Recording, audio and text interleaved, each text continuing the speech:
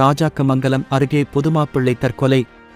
கன்னியாகுமரி மாவட்டம் ராஜாக்கமங்கலம் அருகே அம்மாண்டிவிளை பகுதியைச் சேர்ந்தவர் சுரேஷ், வயது 38.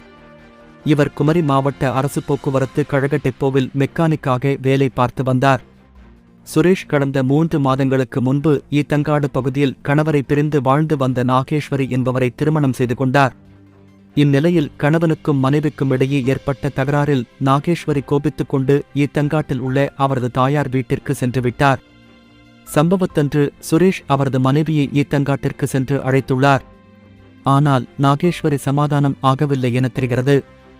மேலும் அவர் சுரேஷுடன் செல்ல விருப்பமில்லை எனவும் கூறியுள்ளார். இதனால் சுரேஷ் அதிர்ச்சியடைந்து மனவேதனையடைந்தார்.